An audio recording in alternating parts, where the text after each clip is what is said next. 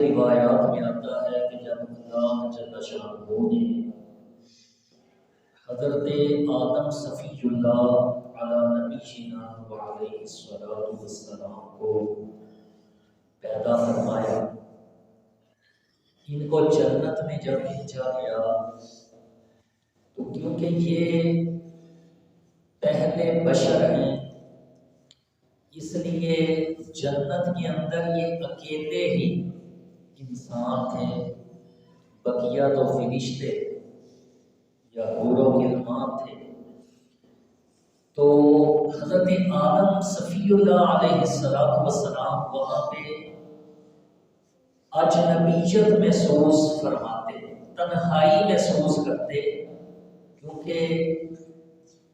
یہ اصول ہے کہ اپنے جیسوں میں دل لگتا ہے۔ اگر انسان کہیں پہ اکیلا ہے، اس کے آس پاس کوئی اور انسان ہی نہیں تو وہ تنہائی محسوس کرے گا۔ اسی طرح آدم علیہ السلام جنت میں تنہائی محسوس کرتے۔ رب تعالیٰ نے اس کا حل یہ فرمایا کہ ایک دن ان پر نیند طاری کی۔ یہ جب نیند کی حالت میں گئے تو رب کی قدرت کے اس نے آدم علیہ السلام کی بائیں پسلی سے حضرت حوا رضی اللہ تعالی عنہا کو پیدا فرما دیا۔ اب آدم علیہ السلام اس وقت نیند کی حالت میں تھے۔ جب آپ بیدار ہوئے نیند سے تو اپنے پاس اپنے جیسا ایک اور انسان حضرت حوا کی شکل میں جب دیکھا تو بڑے حیران ہوئے، اور حیرانی کی حالت میں ان کی طرف ہاتھ بڑھایا ان کو چھونے کے لیے۔ رب تعالیٰ کی طرف سے حکم دیا گیا کہ اے آدم علیہ السلام، یوں ان کو آپ ہاتھ نہیں لگا سکتے، پہلے حق مہر ادا کیجیے۔ حضرت آدم علیہ السلام پوچھتے ہیں کہ مولا ان کا حق مہر کیا دینا ہوگا؟ تو ارشاد فرمایا کہ میرے محبوب صلی اللہ علیہ وسلم کی بارگاہ میں آپ 10 مرتبہ درود پڑھ لیں، آپ کا یہی حق مہر ہوگا حضرت حوا کے لیے۔ چنانچہ آدم علیہ السلام نے 10 بار نبی پاک صلی اللہ علیہ وسلم کی بارگاہ میں درود و سلام کے اجر نچھاور کیے، اور یہی ان کا حق مہر بنا۔ یہاں پہ اگرچہ درود و سلام کی یہ بہت عظیم شان برکت ہے کہ آدم علیہ السلام اور حضرت حوا کے نکاح میں ان کی زوجیت کے لیے جو حق مہر ہے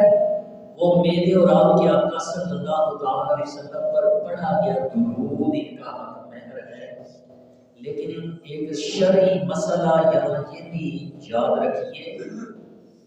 اب اگر کوئی چاہے کہ نکاح کرتے وقت نبی پاک صلی اللہ علیہ وسلم پر درود کو حق مہر بنا لیا جائے،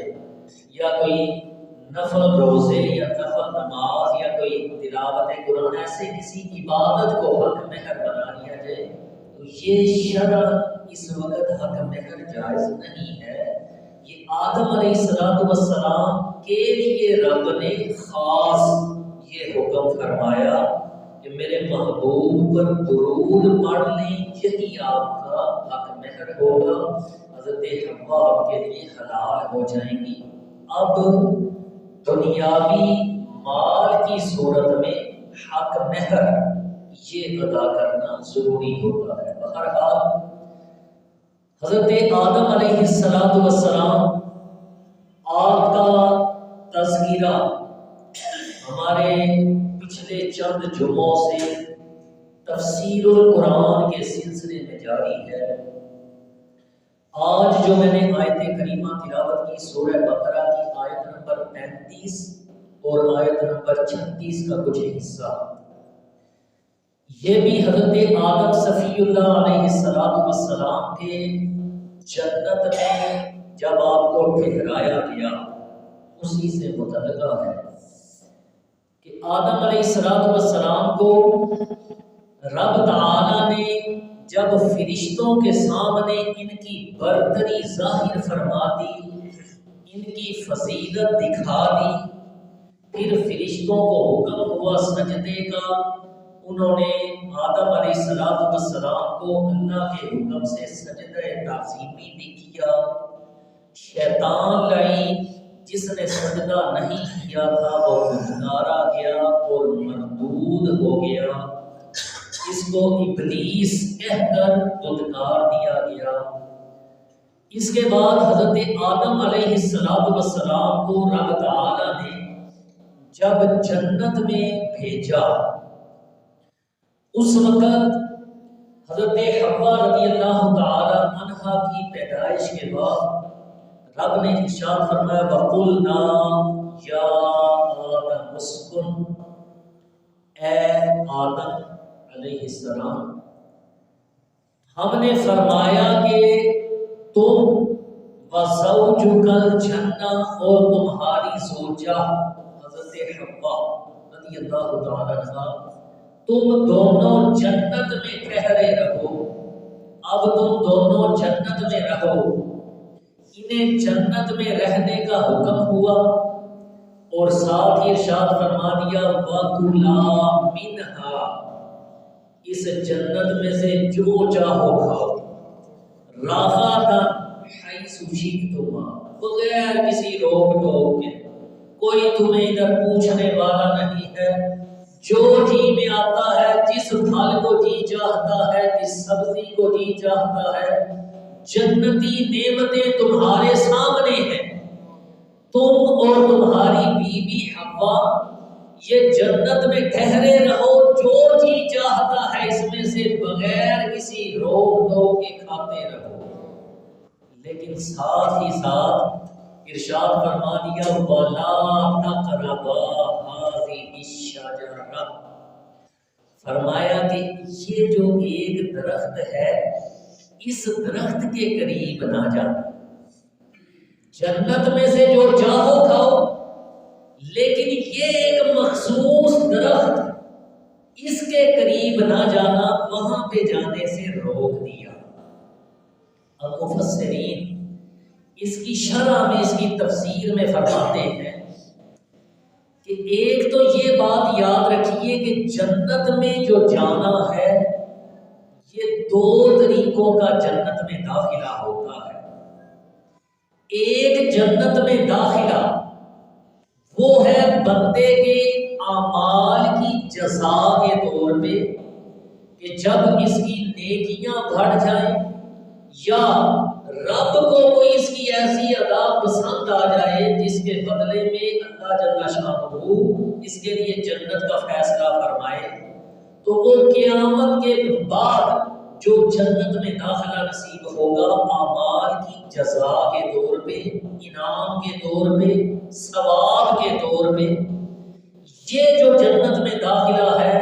جس کو یہ مل جائے گا پھر کبھی اسے جنت سے نکالا نہیں جائے گا۔ یہ رب کا وعدہ ہے ہم فیہا خالدون، رب فرماتا ہے ہمیشہ ہمیشہ کے لیے، پھر وہ جنت میں ہی رہیں گے۔ گنتی ختم ہو سکتی ہے ہماری کہ کب تک، کتنے سال، گنتی ختم ہو سکتی ہے، لیکن وہ جنت سے داخلہ اس کا بند نہیں کیا جائے گا، نکالا نہیں جائے گا۔ لیکن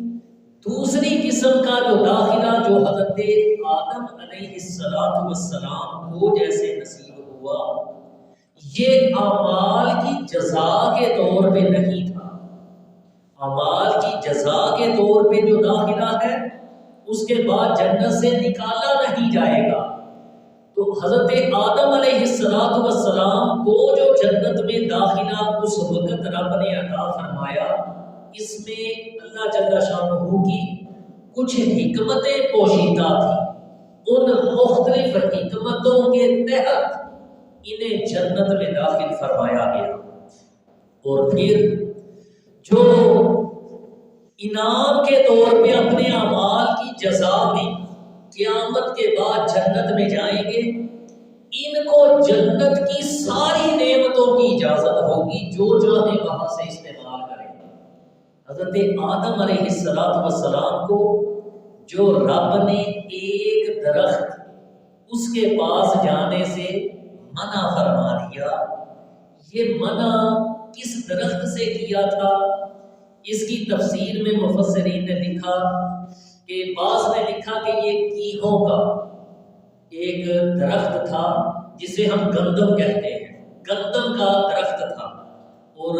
ہمارے ہاں زمین پہ اس وقت ہمارے پاس گندم کے چھوٹے چھوٹے پودے ہوتے ہیں، لیکن جنت کے اندر وہ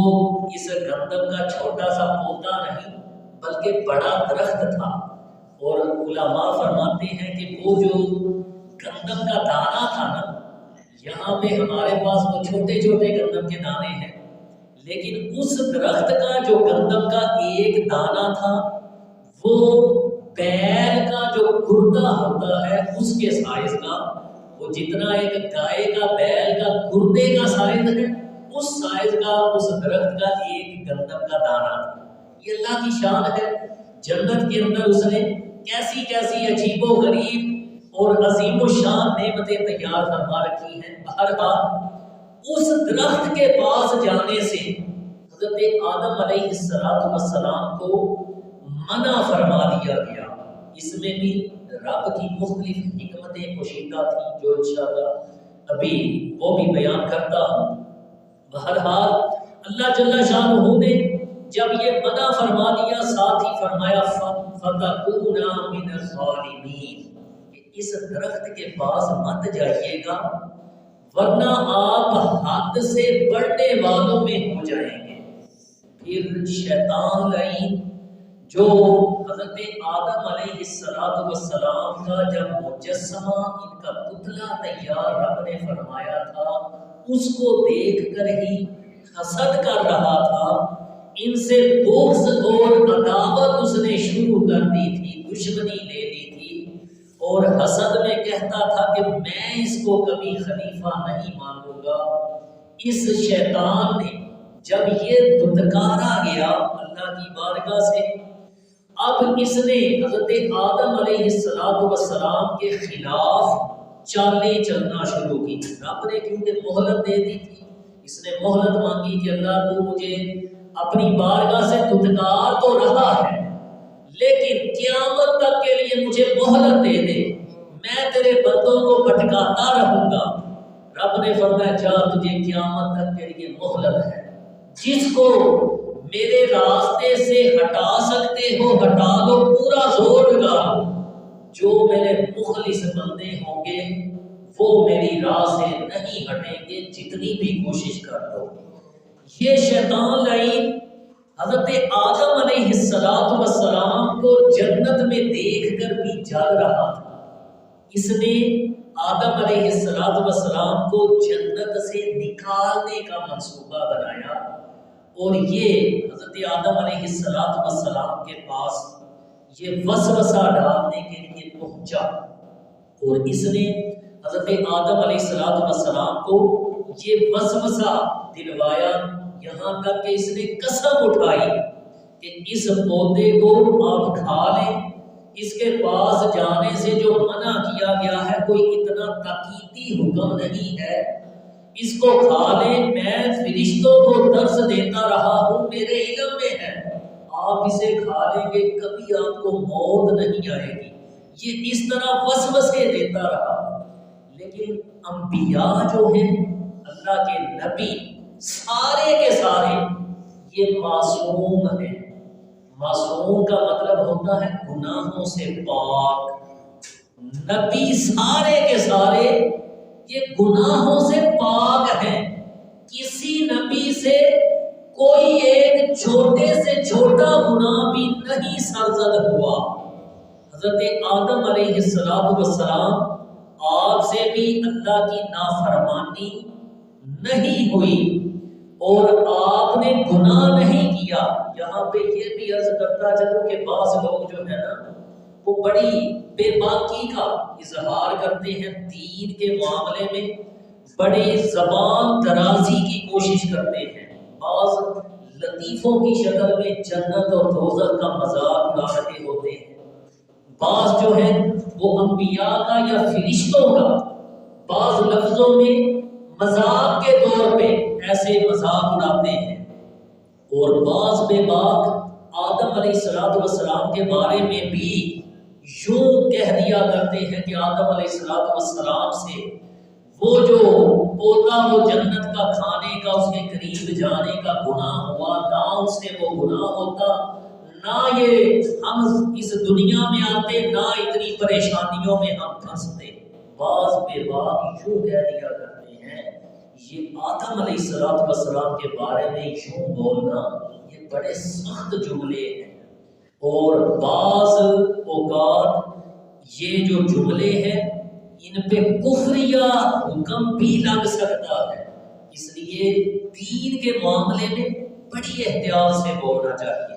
نہ فرشتوں کا مذاق کوئی اڑائے، نہ جنت دوزخ کا، نہ کسی اللہ کے نبی کا، نہ صحابی کا، ان کے بارے میں بولتے ہوئے بڑے نپے تلے الفاظ میں ادب کے دائرے میں رہتے ہوئے ان کے بارے میں گفتگو کرنی چاہیے۔ تو حضرت آدم علیہ السلام آپ سے جو آپ وہاں اس پودے کے قریب چلے گئے جس کے پاس جانے سے منع کیا گیا تھا، وہ رب نے قرآن میں ہی ایک دوسری جگہ اس کی وضاحت فرما دی، فناسیہ کے لفظ کے ساتھ، ناسیہ نسیان سے، کہ حضرت آدم علیہ السلام اس وقت بھول گئے تھے، بھول کر اس پودے کے پاس چلے گئے تھے، انہیں اللہ کی یہ قدرت تھی کہ ان کے ذہن سے یہ بات اس وقت نکال دی گئی کہ مجھے اس پودے کے پاس آنے سے منع کیا گیا ہے۔ اور آپ جانتے ہیں بھول کر جو کوئی ایسی غلطی ہو شریعت اس پر گرفت نہیں کرتی۔ اس کی مثال میں آپ کو دوں، رمضان المبارک کا برکتوں والا مقدس مہینہ قریب تشریف لا رہا ہے، اللہ ہمیں رمضان سے ملنا نصیب فرمائے، رمضان المبارک کے سارے روزے اس کے ظاہری و باطنی آداب کے ساتھ رکھنے کی رب ہمیں سعادت نصیب فرمائے۔ جب روزہ رکھا ہوتا ہے اس وقت اگر کوئی جان بوجھ کے ایک گھونٹ پانی کا یا ایک لقمہ کسی کھانے والی حلال چیز کا بھی کھا لے افطاری سے پہلے تو اس کا روزہ ٹوٹ جاتا ہے، یہ بندہ گناہ گار بھی ہوتا ہے۔ اگر جان بوجھ کے کسی نے پانی پی لیا، کچھ کھا پی لیا تو روزہ ٹوٹ گیا، گناہ گار بھی ہوا، اس کا کفارہ بھی ادا کرنا پڑے گا جو روزہ توڑا ہے، اور اسی طرح اگر توبہ نہیں کرتا جہنم کی آگ کا عذاب بھی اس کے لیے تیار ہے۔ لیکن اگر یہی شخص جان بوجھ کر نہیں روزہ بھول گیا ہے کہ میرا روزہ ہے، بعض اوقات ایسے بھول جاتا ہے بندہ، بھول گیا ہے کہ میرا روزہ ہے اور اس نے ایک دو لقمہ نہیں پیٹ بھر کے کھانا کھا لیا ہے بھول کر، نہ یہ گناہ گار ہے نہ اس کا روزہ ٹوٹا ہے۔ بھول کر اگر کھا پی لیا ہے تو گناہ گار نہیں ہوا۔ پتہ یہ چلا کہ اگر بھول کر کوئی غلطی ہو تو اس میں شریعت گرفت نہیں کرتی۔ آدم علیہ السلام آپ اس وقت بھول گئے تھے، اس پودے کے پاس جانے سے منع کیا گیا ہے، یہ بھول گئے، رب نے یہ ان کو زمین پر لانے کا سبب بنانا تھا تو ان کو بھلا دیا۔ ان سے بھول میں جب وہ اس پودے کے قریب گئے تو لوگوں کا یہ نظریہ رکھنا یا یہ الفاظ بولنا کہ آدم علیہ السلام سے وہ گناہ ہوا تھا، وہ غلطی ہوئی تھی، ایسے الفاظ نبی کے بارے میں زیب نہیں دیتے، بولنے نہیں چاہیے، اور حقیقت یہی ہے کہ آپ سے وہ گناہ سرزد نہیں ہوا۔ بہرحال حضرت سیدنا آدم علیہ السلام آپ کے بارے میں یہ کہنا کہ آپ کو جنت سے نکال دیا گیا، ایسے بھی نہیں بولنا چاہیے، یہ بھی ان کی شان کے لائق الفاظ نہیں ہیں۔ یاد رکھیں کہ حضرت آدم علیہ السلام کو کوئی رب تعالیٰ نے ناراض ہو کر یا ایسے جنت سے نہیں نکالا ہے، جنت سے زمین پر ایسے نہیں اتارا، بلکہ حضرت آدم صفی اللہ علیہ السلام آپ کے بارے میں غور کریں کہ آپ کو پیدا کیوں کیا گیا، رب نے آپ کو تخلیق کیوں فرمایا تھا۔ اسی قرآن میں رب تعالیٰ ارشاد فرماتا ہے وَإِذْ قَالَ رَبُّكَ لِلْمَلَائِكَةِ إِنِّي جَاعِلٌ فِي الْأَرْضِ خَلِیفَہ، فرماتا ہے کہ فرشتوں میں زمین پر اپنا ایک خلیفہ بھیجنا چاہتا ہوں، خلیفہ بنانا چاہتا ہوں۔ ان کو بنایا ہی اس لیے گیا تھا کہ زمین پر بھیجنے کے لیے بنایا گیا تھا، تو رب نے کوئی اس کا بہانہ تو بنانا تھا ان کو بھیجنے کا جنت سے زمین پر۔ ان کا حقیقی جو ان کی جگہ تھی وہ زمین پر ہی تھی، اس لیے رب نے یہ بہانہ بنایا ان کے اس پودے کے پاس جانے کا۔ پھر ذہن میں یہ سوال پیدا ہوتا ہے کہ اگر زمین پر ہی بھیجنا تھا رب نے آدم علیہ السلام کو، تو پھر ان کو پہلے جنت میں کیوں ٹھہرایا؟ زمین پر ہی ڈائریکٹ اتار دیا جاتا ان کو، جنت میں کیوں ان کو ٹھہرایا گیا، وہاں کچھ عرصے کے لیے کیوں رکھا گیا؟ اس میں بھی اللہ جل شانہ کی مختلف حکمتیں ہیں۔ مثال کے طور پہ علماء نے ایک حکمت اس کی تفسیر میں یہ ذکر کی کہ آدم علیہ السلام کو جو جنت میں ٹھہرایا گیا کچھ عرصے کے لیے زمین پر قیام سے پہلے، اس میں اللہ کی ایک حکمت یہ بھی تھی کہ شیطان کی جو اندر کی دشمنی ہے نا، وہ کھل کر سب کے سامنے آ جائے، کیونکہ یہ آدم علیہ السلام سے حسد کرتا تھا، تو اس کی دشمنی اس وقت کھل کر سامنے آ گئی جب اس نے جا کر حضرت آدم علیہ السلام کو وسوسہ دینا شروع کیا اور قسمیں اٹھانی شروع کی کہ آپ اس پودے کے قریب چلے جائیں، اس سے کوئی نقصان نہیں ہے،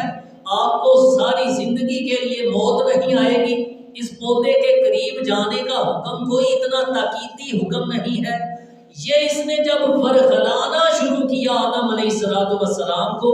تو اس کی اندر کی دشمنی یہ کھل کر سامنے آ گئی، اور رب تعالیٰ نے یہ دکھلایا کہ آدم علیہ السلام کی اولاد قیامت تک کے لیے آنے والے اس زمین پر انسان، چاہے وہ مرد ہے عورتیں ہیں، یہ سارے کے سارے جو آدم علیہ السلام کی اولاد ہیں، ان کے ذہن میں یہ بات ہو کہ یہ شیطان اتنا برا ہے، اتنا لعین لعنتی ہے کہ اس نے ہمارے والدین حضرت آدم علیہ السلام اور اماں حوا رضی اللہ تعالی عنہا،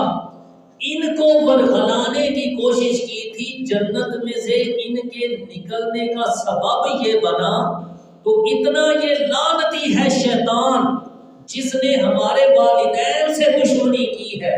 تو ہم اس کو اپنا دشمن سمجھتے ہوئے اس کے شر سے بچنے کی دعا بھی کرتے رہے، اس کے شر سے بچنے کی کوشش بھی کرتے رہے۔ رب تعالیٰ کی اس لعین کو وہاں پہ بھیجنے میں بھی یہ حکمت تھی، اور حضرت آدم علیہ السلام کو جنت میں ٹھہرانے کی ایک حکمت رب تعالیٰ کی یہ بھی تھی۔ اور یہ شیطان لعین ایسی چالیں بعض اوقات چلتا ہے کہ بعض اوقات بندہ اس کی چال کو سمجھ بھی نہیں پاتا، کس طریقے سے یہ گناہوں کی طرف لے کر جاتا ہے۔ ایک حدیث کا مفہوم ہے، حضور نے فرمایا کہ بنی اسرائیل کے اندر ایک عابد و زاہد شخص تھا، بہت زیادہ عبادت گزار راہب، بنی اسرائیل کا کیونکہ واقعہ ہے، تو راہب تھا، وہ ہے اس وقت ایمان والا تھا اور بڑی عبادت کیا کرتا تھا رب تعالیٰ کی۔ ایک بار شیطان نے اس راہب کو پھنسانے کے لیے، عبادت گزار شخص کو راہ راست سے بھٹکانے کے لیے کیا چال چلی، آپ سن کر حیران ہوں گے۔ حضور فرماتے ہیں کہ اس لعین شیطان نے بنی اسرائیل کی ایک نوجوان لڑکی، اس کا گلا دبا دیا، شیطان نے اس لڑکی کا گلا دبا دیا، وہ لڑکی جیسے بے ہوش ہوتے ہیں اس کیفیت میں چلی گئی۔ اب یہی لعین اس لڑکی کے والدین ان کے پاس پہنچا،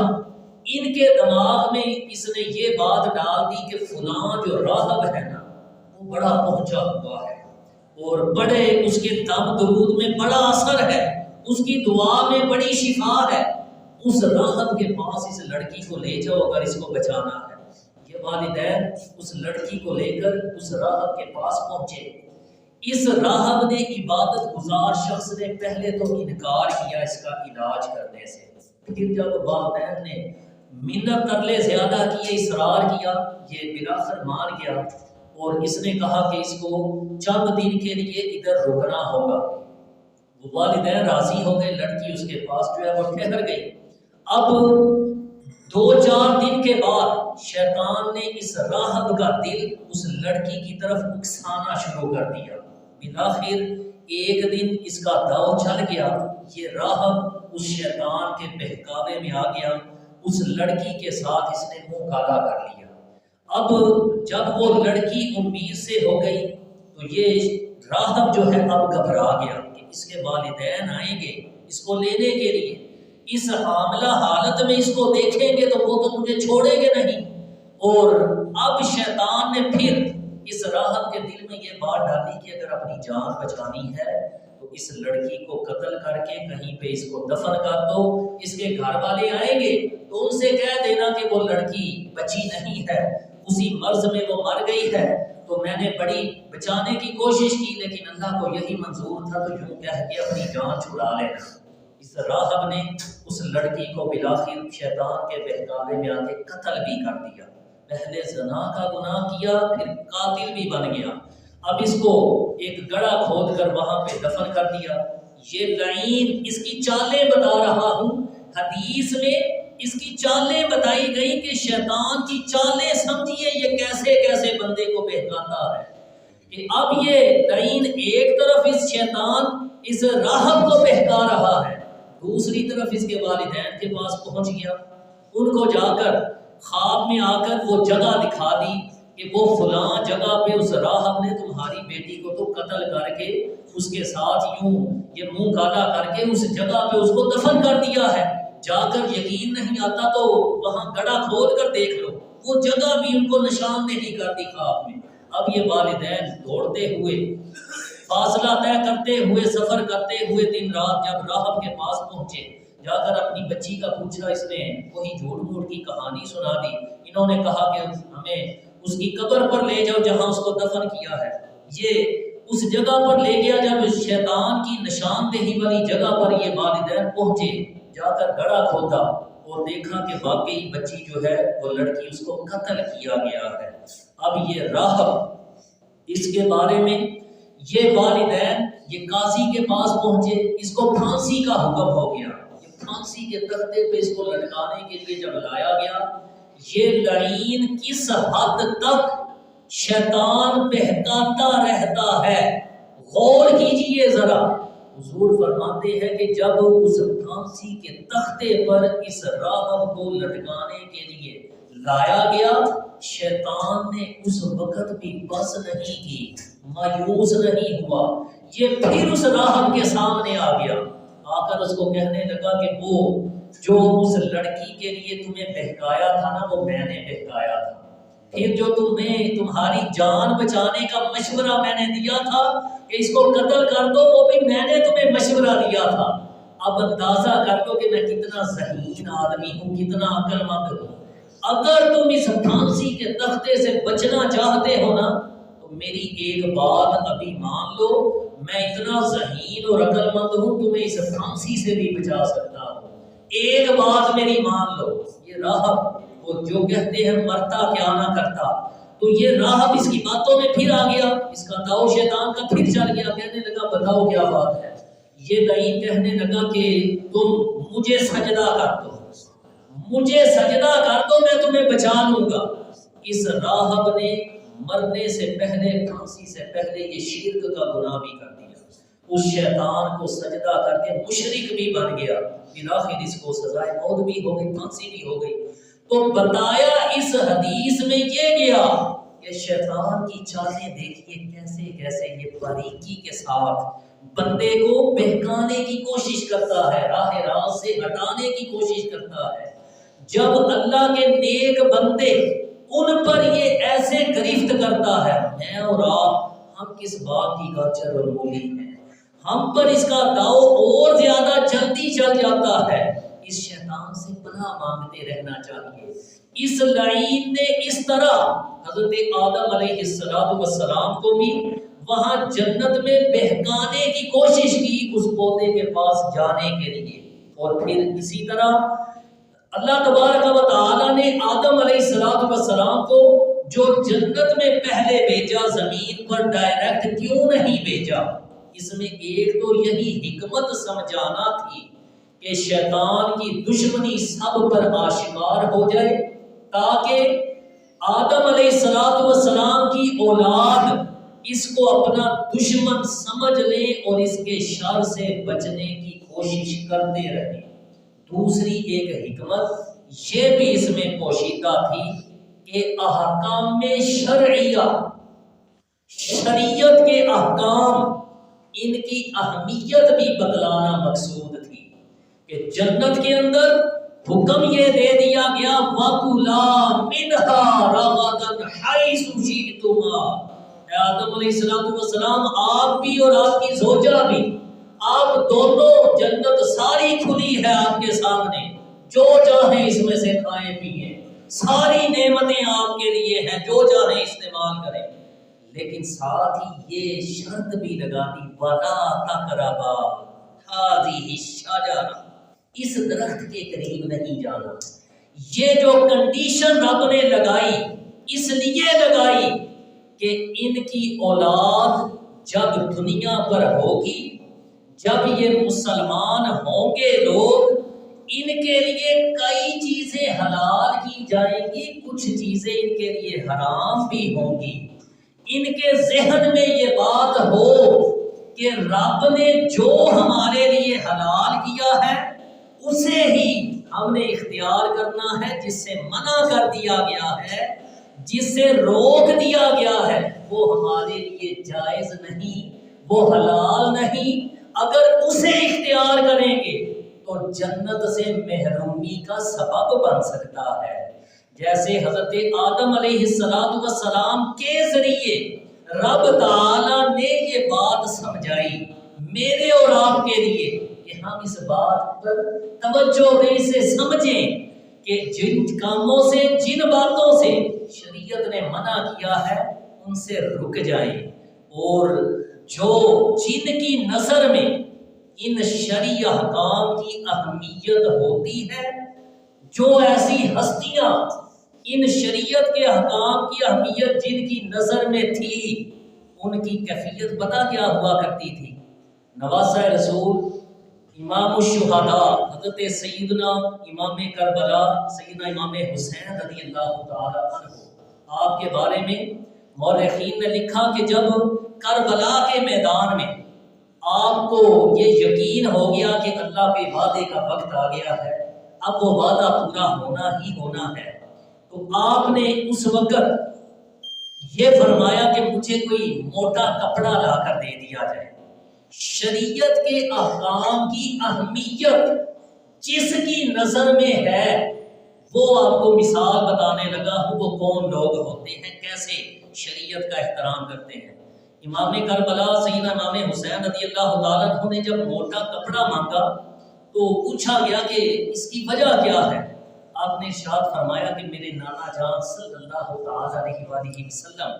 آپ نے یہ حکم فرمایا ہے، جو شریعت آپ نے بیان فرمائی ہے، اور شریعت کا یہ اصول ہے کہ اپنے ستر کو چھپایا جائے۔ مرد کے لیے گھٹنوں کے نیچے سے لے کے ناف تک کا حصہ یہ ستر کہلاتا ہے، عورت کے سارے کا سارا جسم یہ ستر میں ہی داخل ہے۔ تو مرد کو گھٹنوں سے لے کے ناف تک کا حصہ کسی دوسرے مرد کے سامنے بھی بلا عذر شرعی دکھانا جائز نہیں ہے، گناہ ہے۔ بعض لوگ گرمیوں کے موسم میں وہ گھٹنوں سے اوپر تک کی نکر پہن لیتے ہیں، وہ گناہ کر رہے ہوتے ہیں۔ ہاکی کھیلنے والے عموماً ایسی نکریں پہنتے ہیں، یہ گناہ کا کام ہے۔ بعض اوقات کسی کو خارش ہو رہی ہوتی ہے، وہ شلوار یا تہبند یوں ہی بندوں میں بیٹھ کے باتیں کر رہے ہوتے ہیں، فیملی میں گھر میں یوں ہی بلا روک تو گھٹنے سے اوپر کر کے خارش کرنا شروع کر دیتے ہیں، یہ گناہ کا کام ہے۔ نہ جانتے ہوئے بھی گناہ ہو رہا ہوتا ہے، نہیں ظاہر کرنا چاہیے۔ گھٹنوں کے نیچے تک حصہ یہ مرد کا یہ ناف سے لے کے چھپا ہونا چاہیے۔ بہرحال حضرت امام حسین رضی اللہ تعالیٰ عنہ نے جب وہ کپڑا لیا، اس کو اپنے ستر پر اپنے کپڑوں کے نیچے پہلے اس موٹے کپڑے کو جو ہے وہ باندھا، پھر اوپر جو بھی آپ نے کپڑے زیب تن کیے ہوئے تھے وہ پہنے، تاکہ جب میں شہید ہو کر نیچے گروں تو میرا ستر نہ کھل جائے، لوگوں پر یہ ستر ظاہر نہ ہو جائے۔ میرے نانا جان کی جو شریعت ہے اس کے حکم کا اتنا پاس رہے۔ حالت کون سی تھی آپ کے سامنے ہے، اپنے خاندان کے سارے بھتیجے بھانجے بھائی سارے شہید کروا چکے ہیں، لیکن اس وقت بھی شریعت کے ایک چھوٹے سے حکم کا اتنا پاس اور اتنا لحاظ تھا۔ یہ وہ لوگ تھے جو شریعت کے احکام کی پاسداری کرنے والے تھے۔ رب نے آدم علیہ السلام کو زمین پر بھیجنے سے پہلے جو جنت میں ٹھہرایا، وہ میں نے بتلایا کہ ایک مقصد اس کا یہ بھی تھا، میرے اور آپ کے لیے شرعی احکام کی اہمیت بتانا، جس کام سے منع کر دیا جائے اس سے رک جائیں، جو کام شریعت جائز قرار دے وہ کر لیں۔ اللہ مجھے اور آپ کو بھی عمل کی توفیق عطا فرمائے۔